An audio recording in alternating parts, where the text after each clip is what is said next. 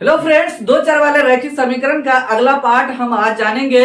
इस पार्ट में ये लिए हैं क्वेश्चन, पी का मान निकालेंगे जब कंडीशन दिया हुआ रहेगा, अद्वितीय हल, कोई हल नहीं है और अनेक हल, और समीकरण भी दिया हुआ रहेगा तो किस तरीके से हम इसको बनाएंगे और पी का ये के का वैल्यू जो दिया रहेगा किस तरीके से हम निकालेंगे ये सीखेंगे आज इस वीडियो में। तो चलिए तो आज का वीडियो हम शुरू करते हैं और आपको बताते हैं कि किस तरीके से ये आप भी आसानी से इसको सोल्यूशन कर सकते हैं। तो चलिए यहाँ ध्यान देना है। तो सबसे पहले यहाँ जो आपको बताए थे इक्वेशन का फॉर्मेट कैसे है और किस तरीके से रहता है ये आपको बता चुके थे।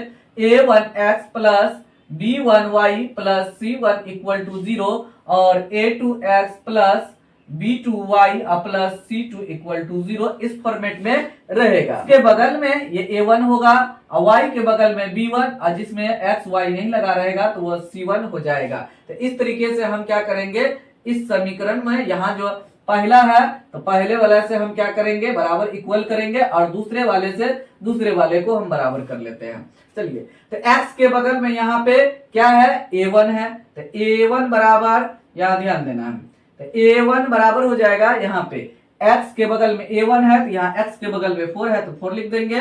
उसके बाद y के बगल में b1 है तो b1 बराबर y के बगल में यहाँ पे क्या है p है तो p लिख देंगे और c1 बराबर यहाँ पे देखिए 8 है, चिन्ह के साथ लिखना है तो यहाँ प्लस है, प्लस नहीं भी लिखेंगे तो कोई दिक्कत नहीं होगा। चलिए समीकरण सेकंड लेते हैं, इसमें लेते हैं, ये फर्स्ट है ये समीकरण सेकंड है तो ये फर्स्ट होगा और ये समीकरण सेकंड होगा। हम लिख भी देते हैं फर्स्ट सेकंड। अब देखिए x के बगल में a2 है यहाँ लिखेंगे a2 बराबर 2 हो जाएगा, b2 बराबर ये y के बगल में b2 है ये y के बगल में 2 है तो 2 लिखेंगे और c2 बराबर यहाँ पे 2 है, यहाँ पे देखिए c2 के ये बराबर हो जाएगा 2 हो जाएगा। अब उसके बाद इतना करने के बाद यहाँ पे देखेंगे समीकरण युग्म का कौन सा हल है, अद्वितीय हल है। यहाँ लिखेंगे समीकरण युग्म का अद्वितीय हल है। जो कंडीशन इसमें दिया हुआ रहेगा उसी को यहाँ पे लिखना है और इसका शर्त क्या है अद्वितीय हल का वो लिखेंगे। तो अद्वितीय हल का शर्त है a1 बटे a2 नॉट इक्वल b1 बटे b2। अगला भी नॉट इक्वल रहेगा तो उतना नहीं लेंगे, इतना ही में मेरा काम हो जाएगा। अब यहाँ पे a1 b1 यहाँ से जो लिखे हैं यहाँ से देख करके मान लिख देंगे। तो a1 का मान है 4 बटे a2 का मान है 2 लिख देंगे। नॉट इक्वल यहाँ पे जिस तरीके से दिया हुआ है वैसे हम लिखेंगे। उसके बाद b1 का मान है तो p लिखेंगे बटे b2 का मान है 2 लिख दिए। अब उसके बाद यहाँ पे ध्यान देना है। अब यहाँ पे पहले आप काट भी सकते हैं, 2 का 2 दूनी 4 तो हो गया यहाँ 2 बटे 1 नॉट इक्वल p बटे 2। अब ऐसा सोचिए कि यहाँ पे बराबर है, मतलब ऐसा सोचेंगे, बार बार पहले नहीं काटेंगे, पहले ऐसा सोच लेते हैं यहाँ पे ये क्या है आपस में बराबर है। तो बराबर में आपको आसानी से हो जाएगा बनाने के लिए, बाद में कट कर देना। इसको इससे क्रॉस करके गुना करेंगे, इसको इससे क्रॉस करके गुना करेंगे। तो p बराबर अगर बराबर रहता तो p बराबर 4 लिखते, लेकिन यहाँ पे बराबर नहीं है तो कट कर देंगे तो p नॉट इक्वल टू 4 हो जाएगा। तो इसीलिए यहाँ पे लिखेंगे इसीलिए p नॉट इक्वल टू 4 ये मेरा फाइनली आंसर है। तो इस तरीके से हम क्वेश्चन को जो कंडीशन दिया हुआ रहेगा उसको फॉलो करके हम बनाएंगे। जो कंडीशन दिया रहेगा उसी का हम कंडीशन यहाँ पे लिखेंगे। यहाँ पे अद्वितीय हल है, अद्वितीय हल का कंडीशन हम लिखेंगे किस तरीके से रहता है उसी हिसाब से ये बनेगा। सेकेंड नंबर यहाँ पे क्वेश्चन दिया हुआ है के किन मानों के लिए रैखिक समीकरणों के युग्म अपरिमित रूप से अनेक हल होंगे। यहाँ पे कंडीशन दिया हुआ है रैखिक समीकरण का युग्म जो है अपरिमित रूप से अनेक हल है, मतलब ये कंडीशन दिया हुआ है, शर्त दिया हुआ है, उसी के शर्त के अनुसार से यहाँ पे हम लिखेंगे। तो सबसे पहले a1 b1 a2 b2 c2 ये सब लिख देते हैं। देखिए x के बगल में है तो ये a1 है, यहाँ पे दूसरा नंबर क्वेश्चन को सोल्यूशन कर रहे हैं। तो x के बगल में a1 बराबर यहाँ पे k हो जाएगा और y के बगल में b1 3 हो जाएगा और c1 ये हो जाएगा। तो यहां से लेकर के यहां तक हम लिखेंगे तो माइनस k माइनस 3 ब्रैकेट में ही लाने देंगे। उसके बाद a2 बराबर यहाँ पे 12 हो जाएगा और b2 बराबर हो जाएगा k और C2 बराबर हो जाएगा -k। देखिए इसमें बहुत सारा बार k दिया हुआ है, यहाँ भी है, यहाँ भी है, यहाँ भी है, यहाँ भी है, बहुत बार दे दिया गया है। लेकिन पहला नंबर जो क्वेश्चन बनाए थे उसमें सिर्फ एक जगह p दिया हुआ था, यहाँ पे कई बार दिया हुआ है, तो इसीलिए इसको ध्यान से देखने की आवश्यकता है। और इसमें ध्यान देना है अपरिमित रूप से अनेक हल है। यहाँ पे लिखेंगे समीकरण युग्म का अपरिमित रूप से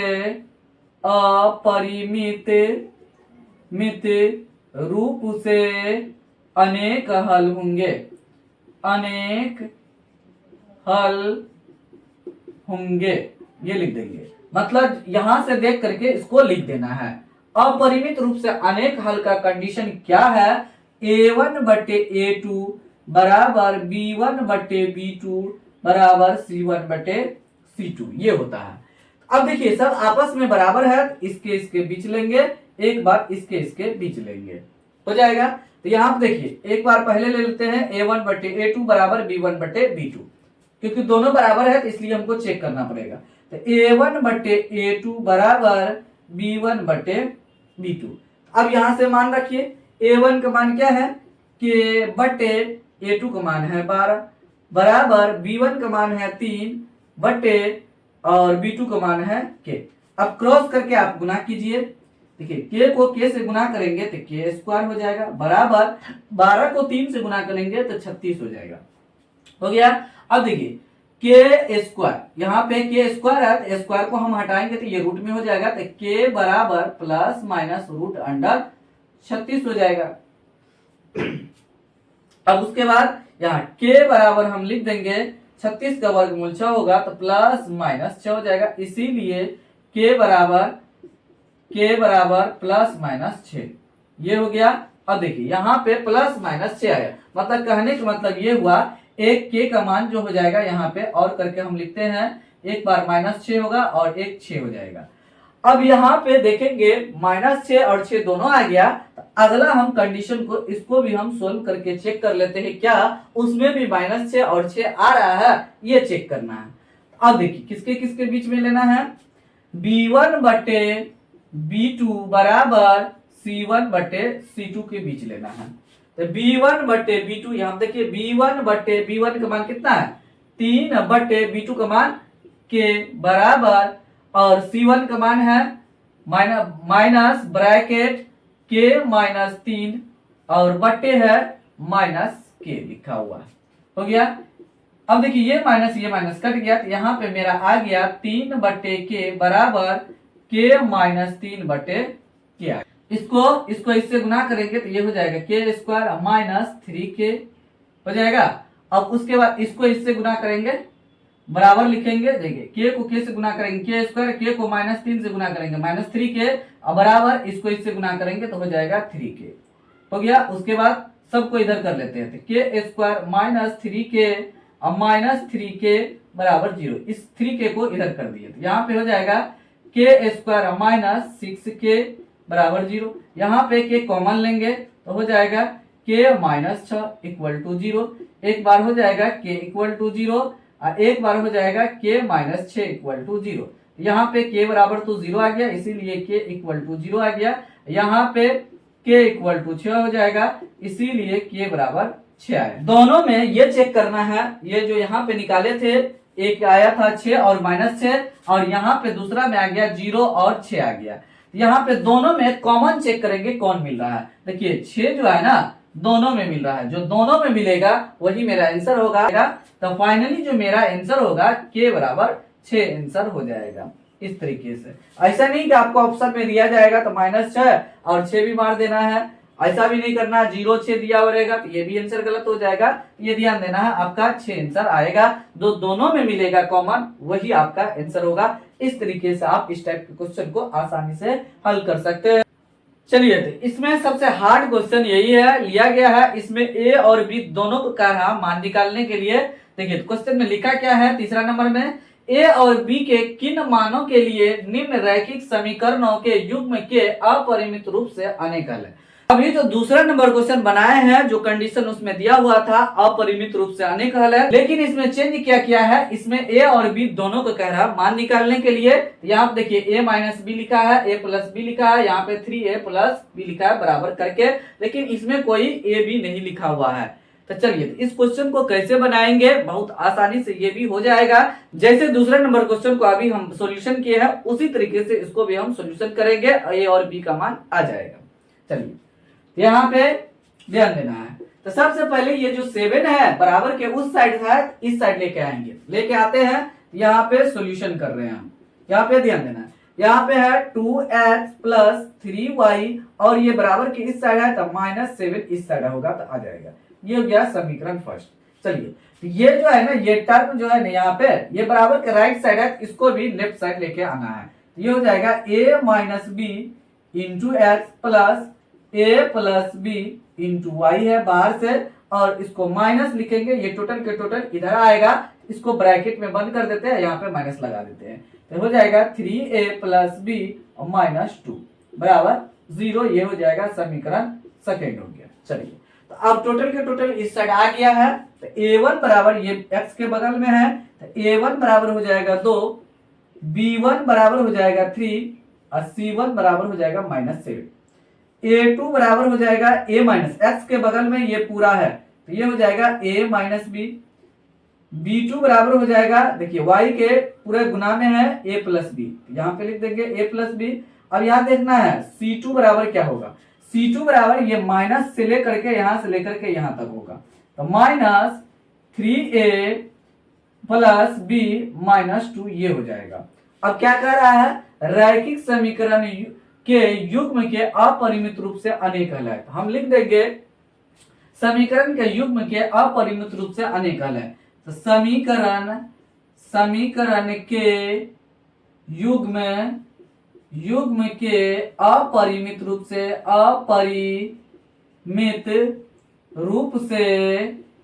अनेक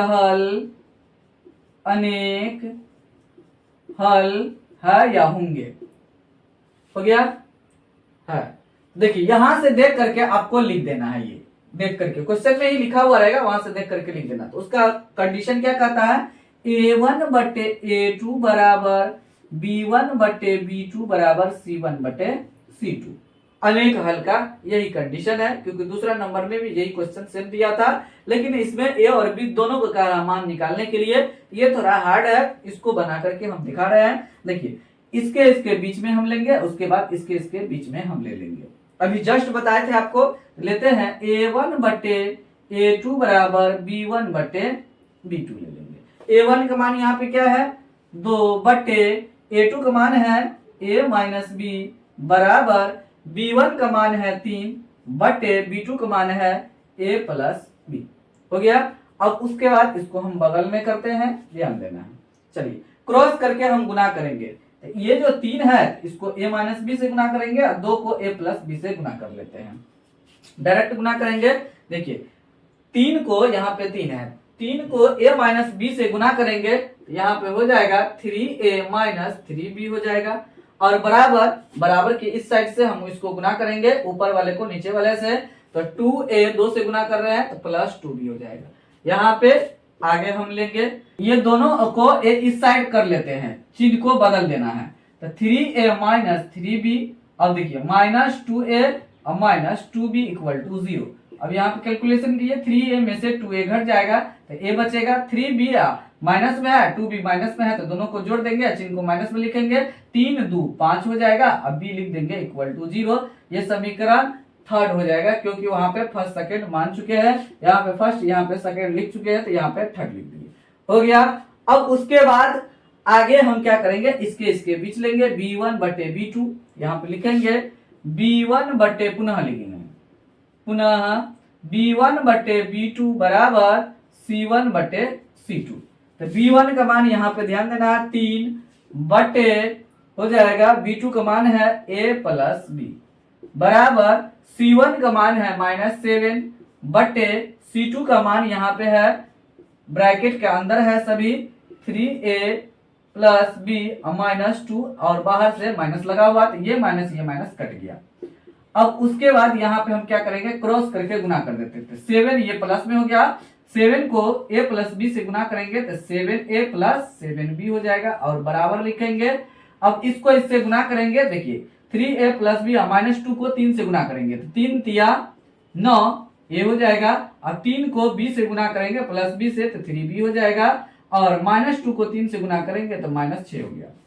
अब उसके बाद 9a 3b को इस साइड कर लेते हैं क्योंकि ये इस साइड इसका जाती है और माइनस 6 को उधरे रहने देंगे तो 7a plus 7b minus 9a minus 3b equal to minus 6 हो गया। अब उसके बाद यहाँ पे 7a में से 9a घट जाएगा तो 7 में से 9 को घटाएंगे तो माइनस 2a हो जाएगा। तो आपको अगर घटाने में दिक्कत है तो बड़ा वाला अंक का चिन्ह लिखिए और 9 में से 7 को घटाइए तो 2 हो जाएगा और a का जाती था तो ये लगा देंगे और चिन्ह पहले लगा देंगे। अब देखिए 7b है, यहाँ पे 3b है, 7b प्लस में है तो प्लस लिखेंगे क्योंकि बड़ा वाला अंक प्लस में है तो प्लस लिख देंगे और 7 में से 3 घटेगा तो 4 हो जाएगा, b है तो b लिख देंगे, माइनस 6 हो जाएगा। यहाँ पे माइनस 2 कॉमन ले लेते हैं क्योंकि 2 इसमें भी है, 2 से डिवीजन हो जाएगा तो माइनस 2 कॉमन लिए तो यहाँ पे बचा a minus 2b equal to minus 6 हो जाएगा। फिर इसको अगर गुना कर देंगे तो ये आ जाना चाहिए, माइनस 2 को a से गुना करेंगे minus 2a minus minus plus 2 को 2 से गुना करेंगे 4, अब b है तो b लिखा गया, हो गया। अब उसके बाद यहाँ पे लिखेंगे a माइनस 2b बराबर माइनस 6 बट्टे माइनस 2, ये इसके बट्टे में आ जाएगा, ये माइनस माइनस कट गया, 2 का 2, 2 तिया 6 हो जाएगा। यहाँ पे हो जाएगा a minus 2b equal to 3 हो जाएगा, ये समीकरण 4 हो गया।